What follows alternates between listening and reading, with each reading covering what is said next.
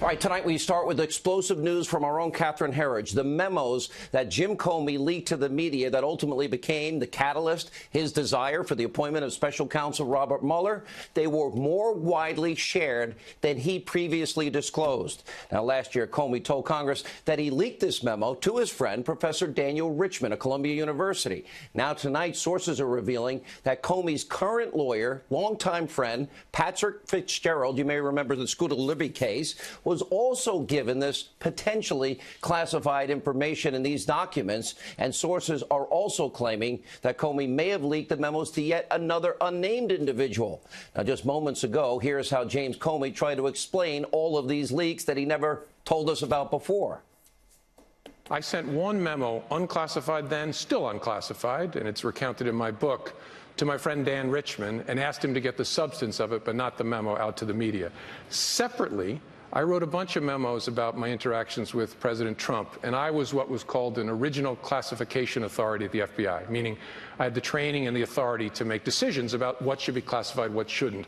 Some of those memos I decided should be classified. 4 others, I wrote them and was highly confident they should not be classified. Those 4, I kept a copy at the FBI and a copy in my personal safe at home. After I was fired, I put together a legal team of 3 people, one of whom was Professor Dan Richman at Columbia University. After I had asked him to give this information to the media, I separately gave my legal team 4 memos, which were unclassified. The bottom line is, I see no credible claim by any serious person that that violated the law. Yeah, that's like Obama saying no serious person could think Russia could ever have any tampering in our elections. Now, contrary to what Comey just said, in just moments, we will have multiple credible individuals, including former U.S. Attorney Joe DeGeneva, shine some light on Comey's serious misdeeds. Now, CNN went on to press Comey on his potentially illegal leaking. Amazing. Watch this.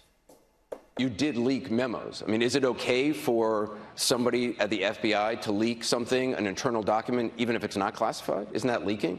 Well, there's a whole lot wrong with your question, Anderson. First, I didn't leak memos. I asked a friend to communicate the substance of one unclassified memo. Whether you... Can I finish for a second? Sure, okay. One unclassified memo to the media, and I was really important. I was a private citizen. I was not an FBI employee at that time. But it was an internal document. It was a document you had written while you were FBI director. That is a leak. I mean, if you tell somebody, don't give them the document, but tell them what's in the document, that's still a leak, no?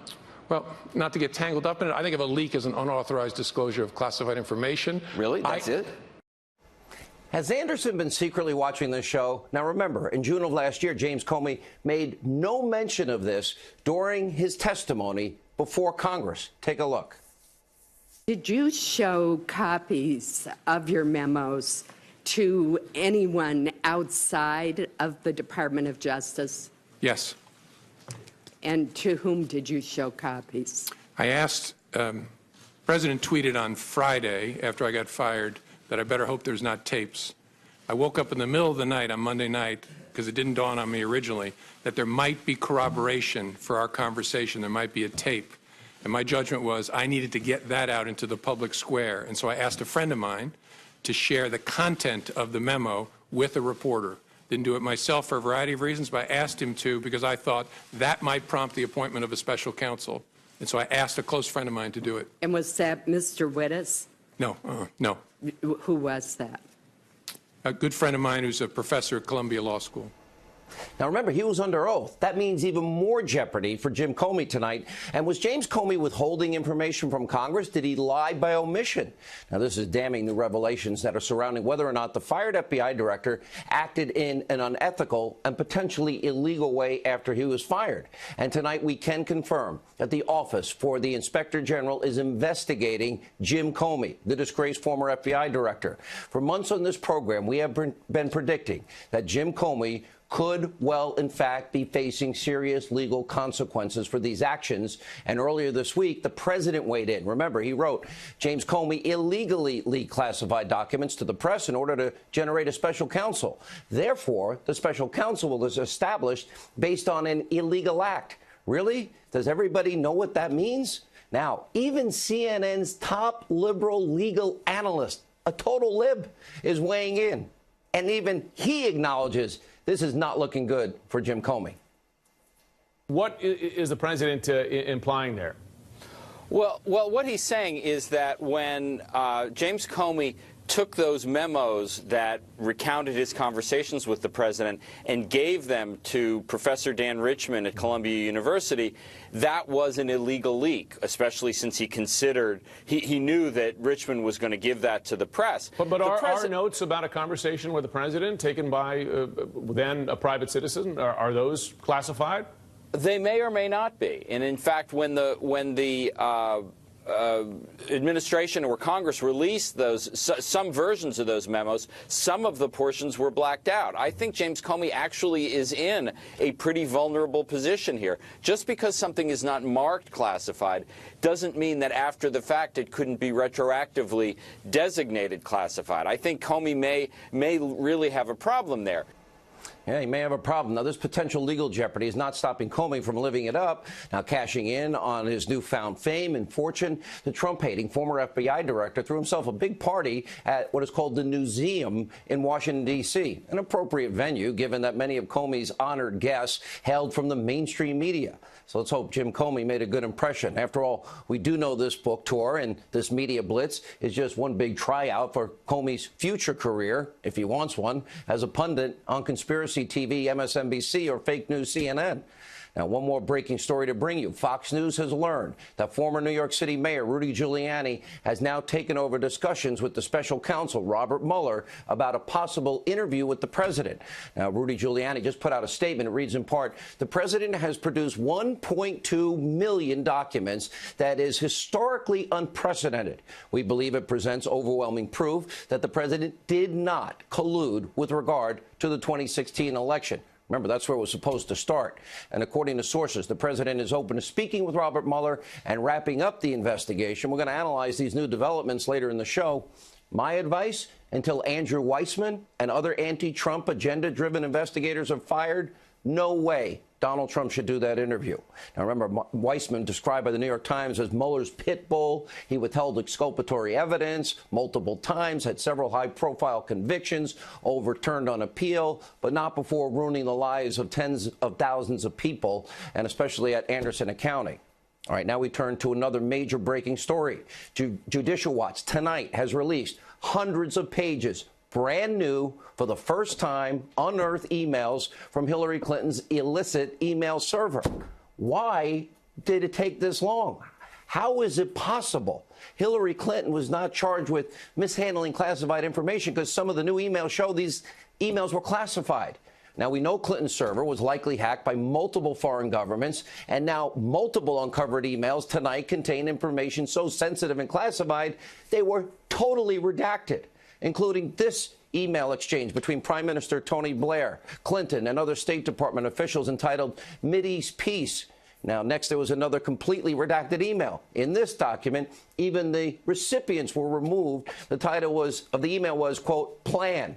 And other uncovered emails also revealed some pretty damning evidence that the Clinton State Department was, in fact, actively colluding with the Clinton Foundation and the Clintons' constant obsessive money-making schemes. In one particularly disturbing email, a Clinton campaign official retrieved a request in 2010 asking for advice how to get through to Bill Clinton about big money offer to speak abroad. Was it Russia? Where was it? Now, the email was promptly forwarded to a State Department employee and even Huma Abedin herself. Now, of course, this was during Hillary Clinton's time when she was the Secretary of State. Now, remember, the case of Christian Saucier. Remember that Navy sailor recently pardoned by President Trump, but only after he was forced to spend time in jail, sentenced to a year in jail for mishandling 6 pictures he was proud of because he worked inside a U.S. submarine? Meanwhile, Hillary Clinton is mishandling top-secret emails from world leaders. Nothing. And by the way, this new release only accounts for a couple of hundred emails. Where's the 33,000 that she deleted and acid-washed and had devices beaten up with hammers? Now, the Clintons really want us to believe foreign entities didn't use the foundation to influence a sitting Secretary of State millions of dollars. And we're going to get back to these almost unbelievable discoveries. Tom Fitton of Judicial Watch is here. But first, it is a new political landscape in America. Famed rapper, fashion designer Kanye West has now issued a very glowing endorsement of President Trump. He took to Twitter, telling his millions of Twitter followers, quote, "You don't have to agree with Trump, but the mob can't make me not love him." Now, we are both dragon energy. He is my brother. I love everyone. I don't agree with everything anyone does. Well, that's what makes us individuals, and we have the right to independent thought. And Kanye West even posted a picture of himself wearing a Make America Great Again hat, driving liberals on social media. Totally insane tonight. And get this, Kanye is even slamming former President Obama for his utter failure in the former president's own hometown of Chicago, writing, quote, "Obama was in office for 8 years and nothing in Chicago changed."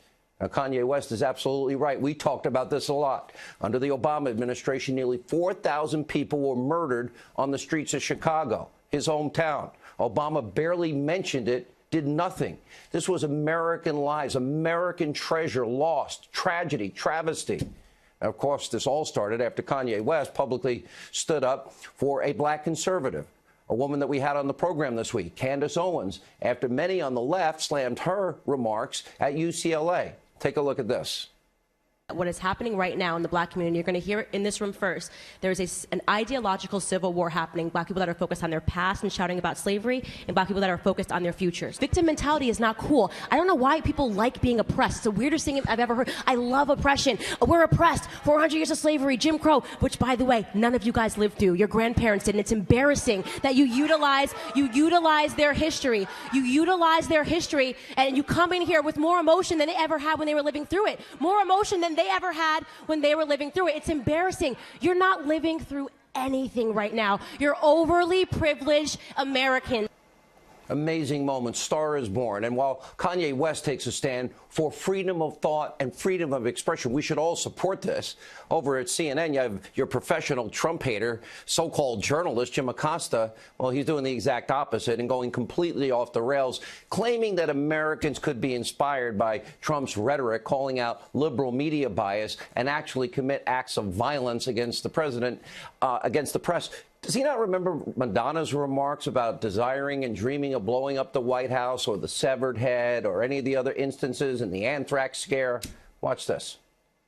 The problem is that people around the country don't know it's an act. They're not in on the act, and they take what he says very seriously, and they take attacks from Sean Spicer and Sarah Sanders and what they do to us on a daily basis very seriously. They don't have all their faculties in some cases. Their elevator might not hit all floors.